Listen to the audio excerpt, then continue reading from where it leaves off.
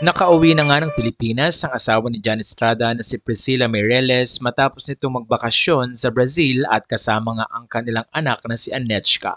Kaya naman umaasa ang kanilang mga followers na mukhang magiging maayos na ang relasyon ng dalawa. Matapos kumalat sa social media ang mga issue na nagkakaroon nga ng tila lamat ang pagsasama nila bilang mag-asawa dahil na rin sa mga nalilink na babae kay John Estrada. Natuwa ang mga fans na kung saan ay makakapag-banding ito, pero ilang photos ang ibinahagi ni John Estrada na kung saan ay makikitang kasama ni John ang kanyang mga anak na si Kayla at si Anechka, pero wala doon ang asawa ni John na si Priscilla Meireles. Kaya naman tanong ng mga netizen ngayon, hindi pa raw kaya nagkakaayos ang dalawa at hindi pa sila nagkikita? Ilang mga photos din kasi nga pinakita ni Priscilla na nandun na siya sa kanilang bahay. Pero sa puntong ito, lumabas si John Estrada na kasama ang kanyang mga anak pero wala nga doon si Priscilla. Naglagay pa ng ganitong caption si John Estrada. With my loves, minus my two eldest daughters, Ina and Moira, busy sila.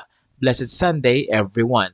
Sa puntong ito ay makikita na masaya si John na muling makasama ang kanyang anak ni si Anechka at ilang pang mga kasama niya at mahal sa buhay. Samantala sa Instagram naman, ni Priscilla ay ilang mga photos din ang binahagi nito at sa kanyang Instagram story ay tila busy siya sa pagdo-dog walking. Pero umaasa rin ng mga fans na later on ay magkakaroon din ng photo ang dalawa at sana nga daw ay makapag-usap ang mga ito at masettle kung ano man ang issue na kinakaharap ng kanilang relationship.